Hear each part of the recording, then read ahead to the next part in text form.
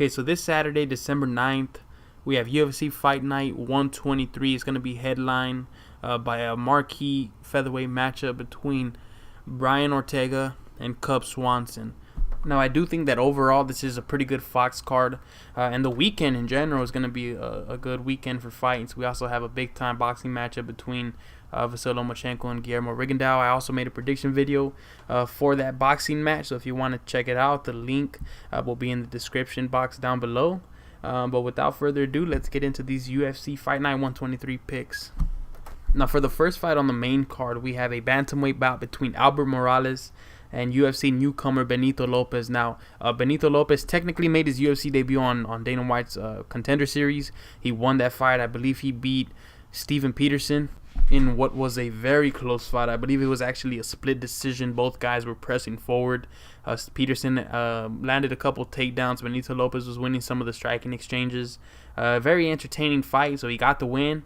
And now he's fighting on the UFC, right? That's where every mixed martial artist eventually wants to, to be, right? The UFC is the highest, right, the pinnacle of mixed martial arts, of professional mixed martial arts. So Benito Lopez has an opportunity here. He is young, he is hungry, it's very exciting, man. I mean, this guy is very creative with his striking.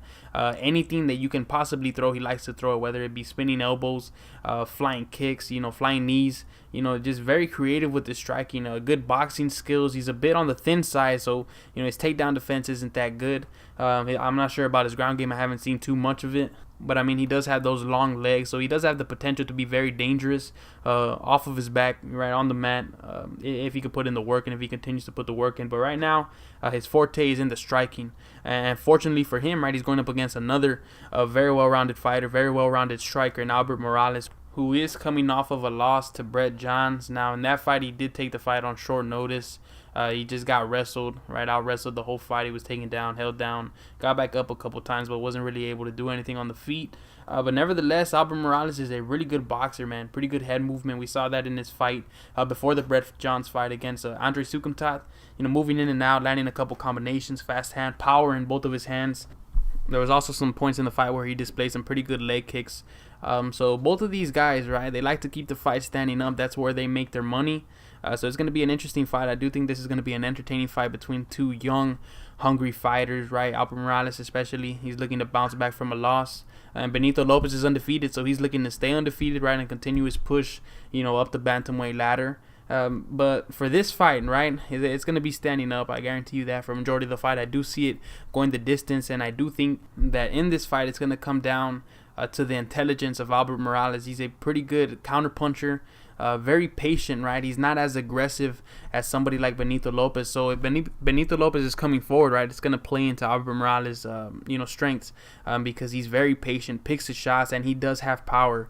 So I think that from the moment the fight starts, I think Benito Lopez is going to press the action. I do think he's going to be the one pressuring and pushing forward, looking to put on, an entertaining fight. But if Albert Moraes, right, stays smart, attacks the lead leg of Benito Lopez, tries to slow him down, and just picks his shots, right, picks his shots from the outside, waits for his opportunities, he can really hurt Lopez.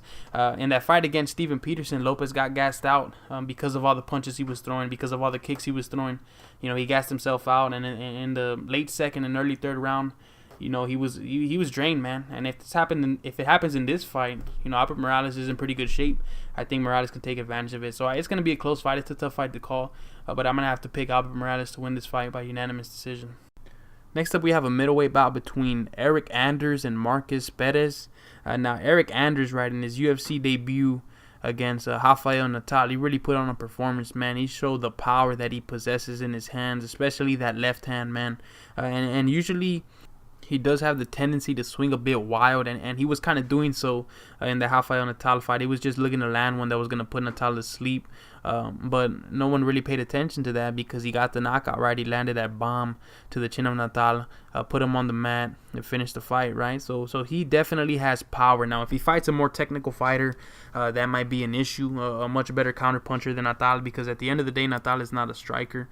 He makes his money on the ground, right, in his jiu-jitsu. Now, he's going up against Markus Perez, who's undefeated like Eryk Anders, and going to make his UFC debut. Now, Perez, right, after watching a couple of his fights, he has really good movement, really good footwork, head movement, picks his shots, right, moves around, has a really good left hand, And he's also got some pretty solid kicks on him and some pretty good jiu-jitsu. So he's a pretty well-rounded fighter. The only thing I would say right after watching his film is that he's a bit too hesitant. He doesn't let his hands go as much as I would like to see him do, especially against a fight when he fought Paulo Thiago, who's a former UFC fighter, a UFC veteran.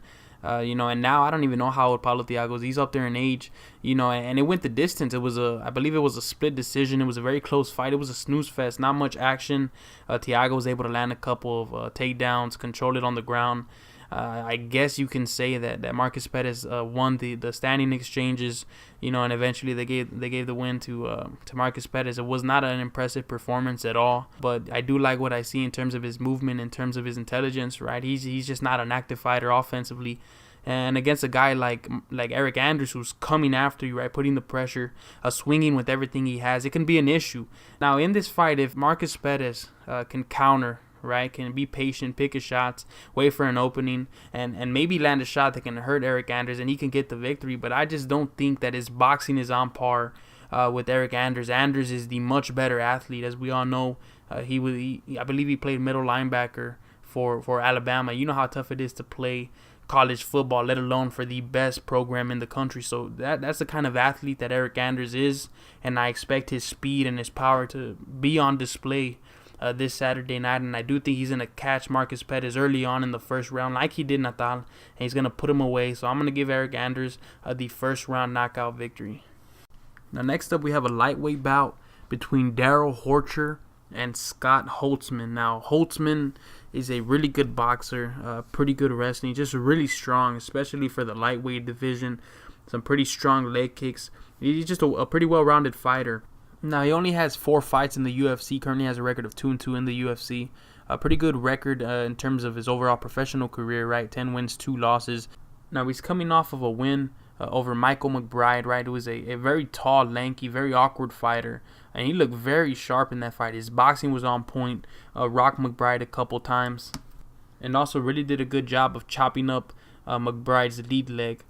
Just displayed the power that he possesses in his hands, especially the right hand. Now, in this fight against Darrell Horcher, he's looking to win for the first time in his young UFC career, a consecutive win. So he's looking to notch his second win in a row. Now, he's going up against Darrell Horcher, who is as tough as they come. He's coming off of a win over UFC newcomer Devin Powell, right? Welcomed him to the UFC and just completely dominated the fight, especially in the boxing aspect. Now, Devin Powell is a very good striker, very creative with his striking, good boxing, also really good leg kicks, high kicks as well. He's just a very versatile fighter on the feet. And Darrell Horcher really neutralized him, man. He was patient. He was picking his shots, wobbled Devin Powell a couple times. And he's got power. He's got power in his hands, right? The only thing that I would say on Darrell Horcher is his movement, right? He's very flat-footed, and that can be an issue in this fight against Scott Holtzman.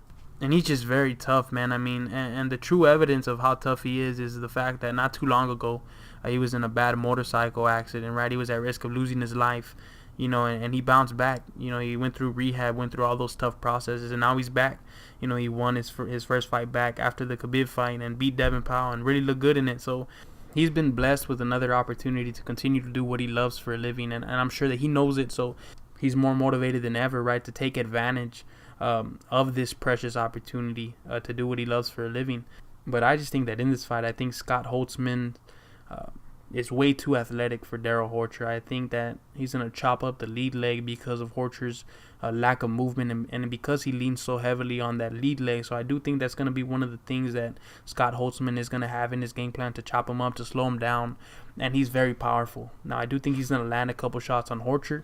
I think he may hurt Horcher sometime during the fight, and I also think that Horcher may land a couple shots, a couple combinations that can hurt Scott Holtzman as well. So I do think it's going to be a close fight, but I just think that at the end of the day, I think the speed and athleticism of Scott Holtzman, as well as the power in his hands, is going to be the difference. I do think he's going to outbox him, land the leg kicks, like I said earlier, maybe get a couple takedowns because he is very strong.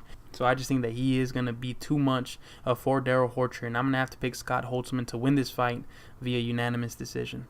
Now, next up, we have a bantamweight bout between two top 10 bantamweights, between Marlon Moraes and Aljamain Sterling. Now, both of these guys, right, have completely different styles. That's why it's going to be an interesting fight. On one hand, you have Marlon Moraes, right, who's one of the better strikers in this division. You know, he trains with excellent boxers like Eddie Alvarez, Frankie Edgar, complete strikers like Edson Barbosa. You know, so you know that his striking techniques are going to be on point. You know, and also training with Mark Henry is really allowing his striking to reach its full potential. So he is a dangerous striker. You know, at one point he was the better talents outside of the UFC. They brought him in, and now he's continuing to establish himself as one of the best bantamweights in the world. You know, he's fought the likes of Rafael Sunsao, who's one of the best bantamweights in the world as well. It was a very close fight. Both of them landed a couple combinations, hurt each other, I think. And it was a very close fight, but he lost that fight. They gave the win to Rafael Sunsao. Now he's coming off of another fight against a top bantamweight in John Dodson. Now, you know, his striking was really sharp in that fight. It was another close fight as well, but I do think that Marlon Moraes did enough to win that fight, even though there was the controversy about the low blow that he landed on John Dodson, and it did hurt Dodson. I think he was actually gagging, you know, during the break. So, but nevertheless, he got the win. It was a really good win to put on his resume. And on the other hand, right, he's going up against Aljamain Sterling, who is a really strong wrestler, really strong for the division, really big. You know, I think that there was a couple fights where he was struggling to make the weight. So as a result of that, you know, his last fight against Renan Barão was at a catch weight of 140. And he really did look good in that fight. Renan Barão was the better striker, but Aljamain was landing more on the feet, more active on the feet. He was able to take Renan Barão down a couple times, really held him down, landed some good ground and pound, just really looked dominant in that fight. He was in good shape, was able to keep up the pace for all 3 rounds, and it was a good victory for him to get back on track. Now, he's going to look to do the same thing against Marlon Moraes. So I think that this fight can go either way. If Aljamain Sterling is able to, right, to demonstrate, right, or really display his power and show that he is the bigger fighter and really get Marlon Moraes down to the ground and hold him down, land some ground and pound, and keep him down for 3 rounds, he can win this fight. So with that being said, the key thing, right, in this fight to watch out for is if Marlon Moraes can stuff the takedowns early. Can he keep his back away from the cage? You know, and can he keep the fight in the center of the octagon? Because the striking, right, the striking aspect of the game, he can stuff the takedowns, right? If he can do everything in his power to keep Aljamain Sterling from getting the fight to the ground, he has a legitimate shot to win this fight. So that is something to look out for. Now, as for my pick, I do think that Marlon Moraes is going to do a good job of circling the octagon, right? Making sure that he's not stationary, making sure that he's not standing in one spot, and also making sure that he keeps the fight in the center of the octagon. And so I trust him to do that. I do think that he's going to be able to stuff the takedowns, and if he does, if he does get taken down, I do think he'll do a good job of getting back up. I do trust him in that sense. And once the fight is standing up, right, especially for good amounts of time during the fight, I think he's going to do a good job of outpointing Aljamain. I do think he's going to stay on the outside, get in, land a couple combinations, attack the body, attack the legs, really drain Aljamain, gas him out, and just outpoint him, right? Box him up and land combinations while being cautious, right? While being aware of the takedown. So I think that Marlon Moraes is going to do enough to get this victory. I do think he's going to put on a good performance in rounds 2 and round 3. Because since Aljamain is cutting back down to 135, I do think he is going to be a bit more drained for this fight. And with that being said, he is going to gas out in the late 2nd round, and especially in the 3rd round, right, as the fight progresses, unless he's able to finish the fight early. But I don't think that's going to happen. I do think that Marlon Moraes is going to keep the fight standing. He's going to outstrike him, outland him, and come away with a convincing unanimous decision victory. Now, next up, we have a featherweight bout between Jason Knight and Gabriel Benitez. Now, Gabriel Benitez, right, in his last fight against Enrique Barzola, he looked pretty good. I mean, he did lose in that fight, but he really did show that he has fast hands, power in his hands. Hurt Barzola at the end of the 3rd round in a close fight. A lot of people thought that was enough to get him the victory, but at the end of the day, when all was said and done, Barzola's wrestling was a bit too much for Benitez. He was the stronger fighter, the better wrestler. Took him down multiple times during the fight, and eventually that's what locked up the win for Enrique Barzola. But Benitez has fast hands, as I said earlier, likes to throw punches and bunches, likes to throw a variety of different combinations, pretty good leg kicks as well, and really did show how talented of a striker he is. Now, the only thing was that, you know, his striking came in flashes. We only saw how good he could be in flashes. And in this fight against a tough kid like Jason Knight, he's going to have to bring it, right? He's going to have to be aggressive. He's going to have to be constantly throwing. He's going to have to be active in this fight. Now, Jason Knight, right, was on the rise, was on a winning streak before they matched him up against Ricardo Lamas, who at the time was ranked number 3 in the featherweight division. Now, at the time, I knew that Jason Knight had bit off way more than he can chew. He had barely been ranked inside the top 15, and Ricardo Lamas is a former title challenger, so I knew that was going to be a tough fight, and Ricardo Lamas went in there and absolutely put on a clinic, man. I think he had taken Jason Knight down, and when he let Jason Knight stand back up, that's when he landed a clean combination, some clean power punches that really wobbled Jason Knight, and then after that, the fight was over. He was just landing shot after shot before eventually the fight was stopped. So with that being said, Jason Knight is coming off of a loss and he's looking to bounce back. So he's extra motivated for this fight. Now, Jason Knight is a really good striker, power in his hands, really good boxing skills, and excellent on the ground, especially off of his back. He's very dangerous, especially in the guard, and because he's so active, he's very aggressive off of his back. A couple times against Chas Skelly, right? Chas Skelly landed a couple takedowns, was on top of Jason Knight, and Knight's almost sunk in a couple of arm bars, a couple of triangles. He was very active before eventually landing a clean 1-2 on the chin of Chas Skelly that put him down, and Jason Knight came away with the TKO victory in the 3rd round, I believe, in that fight. So that just went to show, how good of a boxer he was and the power that he possesses, especially late in fights. He's very aggressive, right? Likes to constantly push forward. Now, the only issue I have with Jason Knight and what was displayed in his fight against Ricardo Lamas was the fact that he takes too many punches. He stands so upright. His chin is not protected. His defense is poor, and Chas Skelly was able to land a couple shots. And then obviously, right, the amount of shots that he took from Ricardo Lamas. So his defense needs to improve. He has said that in this camp, right, leading up to this fight with Gabriel Benitez, that he's been improving his head movement, improving his defense. That's something that he's been focusing on, and he's going to need to, because if he doesn't in this fight, I know he's the better fighter, and I know he has a better resume than Benitez, but Benitez will be dangerous because of his speed and because of the power in his hands and because of his boxing skills. So that's something that he does need to clean up for this fight, but when it's all said and done, I do think that Jason Knight has been working as hard as he says that he's been working on his head movement and the defensive aspect of the fight game. So I trust in what he's saying, and I think he's going to come into this fight prepared and ready to make another push to continue to establish himself, as not just one of the up-and-coming talents in the featherweight division, but one of the best fighters in the featherweight division. So that's something that he's looking forward to right now. Now, I think that he's going to dominate this fight right from the beginning of the fight. I think he's going to land combinations. I think he's going to land a couple power punches on Benitez. He's going to hurt him early on in the fight in the 1st round. He's going to jump on top of him, land a couple of shots on the ground before Benitez gives up his back, and then Jason Knight sinks in the rear naked choke. So I do pick Jason Knight to come away with this fight, come away with this win via submission in the 2nd round. Now, in the main event of the evening, right, the fight that I'm most looking forward to, featherweight bout between Cub Swanson and Brian Ortega. Cub Swanson currently ranked number 4. Brian Ortega currently ranked number 6 in the featherweight division. This is going to be an exciting fight. Now, on one hand, you have an up-and-coming fighter in Brian Ortega, right, undefeated. Brian Ortega is just very tough. His boxing is improving every fight that we see him in.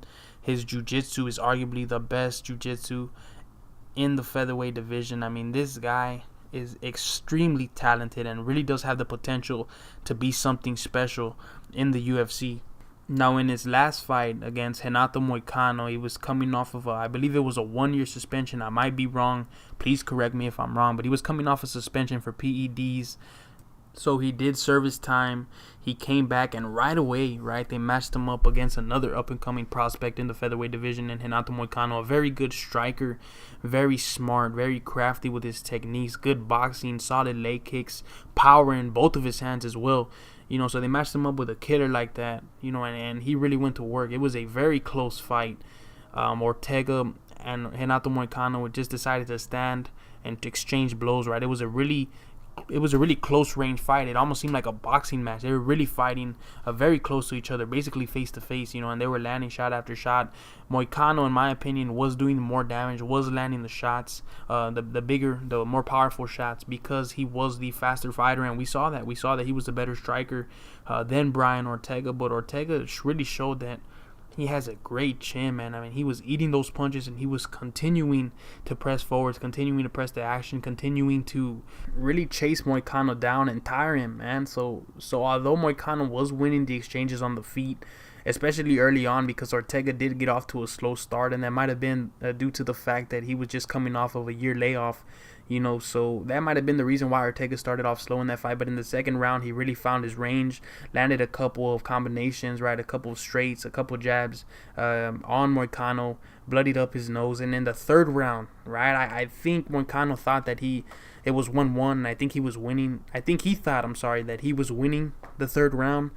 So somewhere in the middle of the third round, right before the fight was going to end, he shot for a takedown. And that is a very dumb mistake to make on a high level, very intelligent jiu-jitsu practitioner like Brian Ortega. So Moicano shot a very lazy takedown on Brian Ortega, and Ortega displayed excellent technique. I mean, Moicano's head basically fell right into the position that Ortega wanted it to, and Ortega sunk in the guillotine, man, and he finished the fight in the third round via submission. Now, he might have been on his way to losing that fight, but it showed the resilience, right, of Brian Ortega and how tough he is, how determined he is to come out with a win, in any which way possible. So he's on the come up, man, and in front of him is one of the more experienced, not just featherweights, but UFC fighters in general, man. I mean, this guy has been around for a long time. He's been in the UFC since 2007, and that's Cub Swanson, a very well-rounded fighter, one of the more well-rounded fighters in this division. Good boxing, black belt in Brazilian Jiu-Jitsu, really good wrestling, excellent conditioning, man. He's always in great shape. It seems like he can go forever, man. I mean, this guy is a true professional, right? Always shows up, always puts on great performances. Now, the thing about Cub Swanson, right, is that, yes, he's challenged for the belt before, but he's a gatekeeper in a sense. He's a very good gatekeeper, but the reason why I say that is because they always match him up against these young, up-and-coming fighters. Now, there was that fight against Doo Ho Choi, which is the prime example of the types of matchup this guy gets. That was a very close fight. I believe it was at UFC 206. A very good fight, man. A great fight, actually. It was one of the more entertaining fights that I've ever seen. Cub Swanson wobbled Choi a couple times, and then when Swanson had him hurt and he was swinging away, when Doo Ho Choi landed a punch that wobbled Swanson back. So it was back and forth in one or two exchanges, but for a majority of the fight, Cub Swanson was dominating. He was the faster fighter, the better boxer, landing the more power punches, and eventually came away with the unanimous decision victory. So that was an impressive performance. Now, his last fight, he's coming off of a win in which he headlined a Fox card against Artem Lobov. Now, I don't really want to talk about that fight because Artem Lobov had no business being in the octagon with a guy like Cub Swanson of his caliber. So he was impressive in that fight, nevertheless. Took Artem Lobov to school, but I don't think anybody else expected anything less from Cub Swanson in that fight.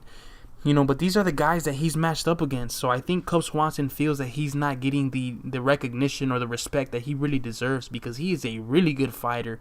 And if you match up these young up-and-comers with him, right, he's going to take them to school because of his experience, because of his knowledge. And not only that, but he has the tools and the weapons to back it up, man. I mean, this guy is still in tremendous shape, and he's still a tremendous fighter.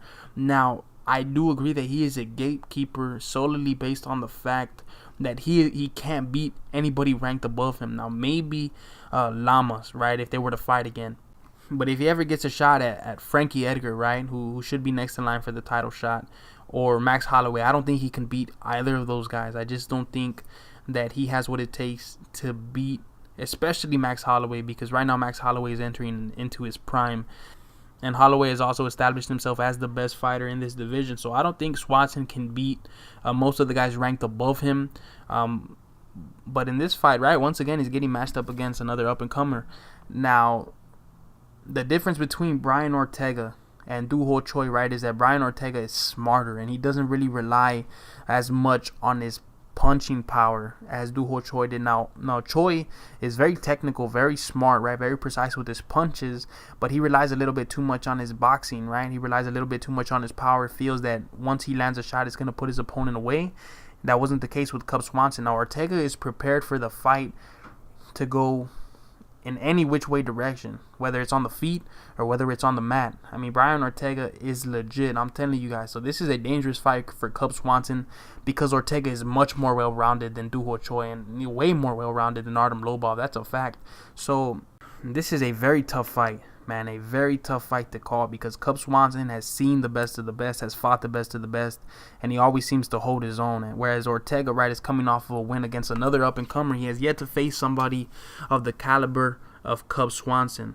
So it's a really tough fight to pick. Now, Cub Swanson can come in here, can take Ortega to school, right, box him up from the outside, show that he's faster because he is the better boxer. I do think he's the better striker than Ortega. So that is one way that I see the fight playing out, right? Cub Swanson just showing that he has the experience on him, right? Being poised, right, and picking his shots and just outpointing Brian Ortega on the feet. Or Ortega can land a shot and hurt Cub because Cub does have the reputation of being hurt quite often, right? Not being finished often, but he does have the tendency to get wobbled in a lot of the fights that he's in. Now, Ortega does have power. His boxing is pretty good, but it's not on the level of Cub Swanson. But if he lands a shot, he can hurt Cub. And if he hurts Cub and gets it to the mat, that's where Cub will be in serious danger because of the level of Brian Ortega's jiu-jitsu, man. His ground game is excellent, man. And this guy can win fights in a variety of different ways. And I think the difference in this fight, right, will be the pressure of Brian Ortega, because Cub will land, and he's going to land early, but it's not going to hurt Ortega. It may look like he's hurt, but he's tough as nails, and he's young, so he's durable at this point in his career. I don't think Cub is as durable as Brian Ortega. So I think Ortega will eat Cub's shots better than Cub will eat Ortega's. So I'm going to say that in the second round, Ortega's going to land a shot that hurts Cub. It's going to get the fight to the ground, and that's where Cub is going to be in danger, and that's where Ortega is going to sink in a submission and come away with the second round submission victory. Now, this can very easily go Cub's way. Cub can come in here and take him to school. I get that. If it happens, I would not be surprised.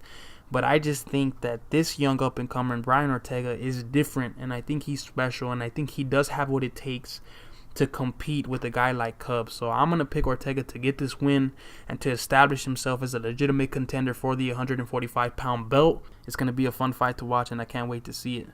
Now, if you like these predictions, make sure to like, comment down below who you have winning in this Saturday's main event between Cub Swanson and Brian Ortega. Make sure to subscribe and stay tuned for more content.